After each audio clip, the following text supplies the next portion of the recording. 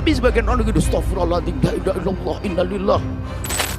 Apa itu sedekah banyak tapi nggak sholat?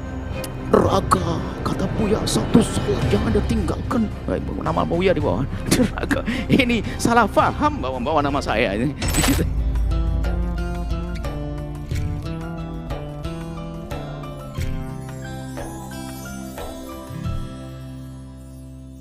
Anda kalau memandang seseorang, pandanglah dengan pandangan cara pandangnya baginda. Jika ada nilai kebaikan, katakan itu sebuah kebaikan. Kejelekan babnya beda. Jadi kalau ada orang bersedekah, berderma dan sebagainya, kemudian dia tidak sholat, jangan dihubung-hubungkan antara sholat dengan sedekah. Hanya karena kebencian kita, sedekah apaan itu tidak sholat. Beda. Sekarang pertanyaan, siapakah yang beragama dengan sempurna hari ini?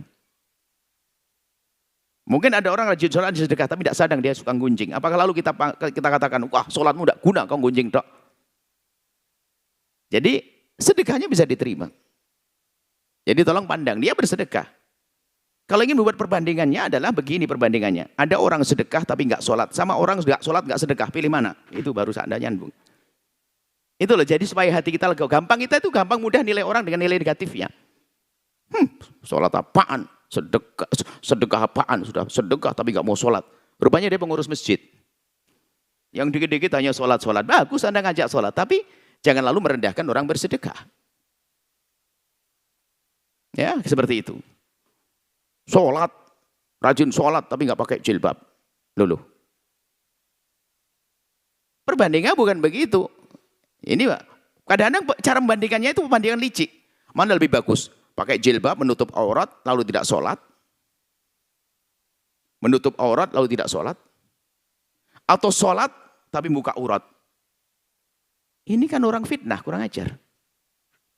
Kalau ada orang tidak sholat, kemudian dia menutup aurat, alhamdulillah dia masih menutup aurat. Biarpun belum sholat, semoga besok jadi ahli sholat.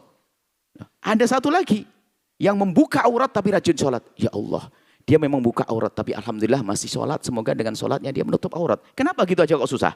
Kita sering gampang melihat orang dari sisi negatifnya. Karena kebusukan hati kita. Gak ada yang sempurna dalam beragama.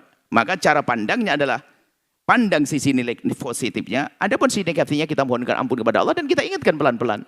Dia sudah sedekah Masya Allah, Subhanallah. Pak Haji sudah sedekahnya, Masya Allah, tingkatkan lagi. Pak Haji sedekah fakir miskin, sekarang sedekah lagi Pak Haji. Sedekah apa? Bangun masjid Pak Haji. Ntar dulu nih, ntar sholatnya nanti. Bangun masjid, tak tahu dia betul dia sedekah bangun masjid. Pak Haji, ayo Pak Haji diramamurkan masjidnya. Ya, sholat. Nggak usah sholat, nggak mau sholat dia. Orang nggak sholat disuruh sholat marah dia. Suruh bangun masjid. Habis bangun masjid, Pak Haji bagus ya enaknya Allah. Pasang AC lagi, wallah Pak Haji enak. Sholat dia.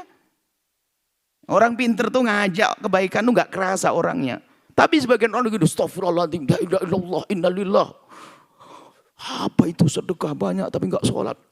Neraka, kata Buya, satu sholat jangan Anda tinggalkan. Nama Buya di bawah. Neraka. Ini salah faham bawa nama saya ini. Jadi tolonglah, jadi pandai-pandai mandang orang. Jadi kalau ada orang punya 10 sisi, 10 cara hidup, 9-nya jelek semuanya, 1 baik, Anda bisa menyebut satunya di hadapan orang. Anggap saja tetangga nggak pernah ke masjid.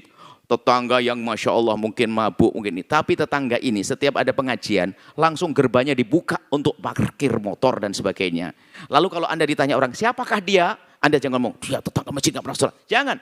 Dia tetangga masjid. Kapan ada majelis, langsung dibuka rumahnya untuk tamu. Itu saja selesai. Sehingga semua orang yang datang ke tempatnya dia senyum. Setelah senyum dia pengen datang ke majelis. Coba kalau kita katakan, oh itu tetangga masjid tidak pernah sholat. Dan akhirnya setiap orang dia dengan pandangan cemberut. Dia biasanya punya pandangan ini ustadz baru ini. Ustadz yang sok dakwah salah caranya ini. Wah astagfirullahaladzim. La ilallah. Apa itu? Ambil orang dengan kelembutan, dengan keindahan. Ini adalah hikmah yang diajarkan Nabi SAW. Memang tidak sholat Allah, iya. Nggak benar, dosa. Tapi orang meninggalkan sholat itu bermacam-macam loh ya. Sepertinya tidak ada orang meninggalkan sholat karena nantang Allah, tidak ada. Mungkin karena tidak ngerti ilmu sholat yang gampang.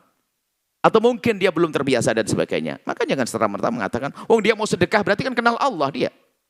Sedekahnya ke masjid lagi, kenal Allah dia. Cuman mungkin dia belum punya ilmu sholat. Inilah akhlak, inilah adab, inilah hikmah. Wahai ustadz-ustadz muda, yang selalu bersemangat dalam mengajak kepada kebaikan. Jangan salah, hikmahnya hilang.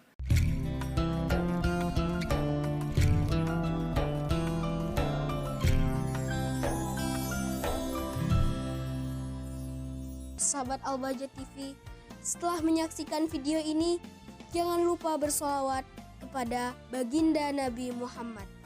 Shollu ala Nabi Muhammad. Allahumma sholli alaihi wa ala alihi wa sahbihi.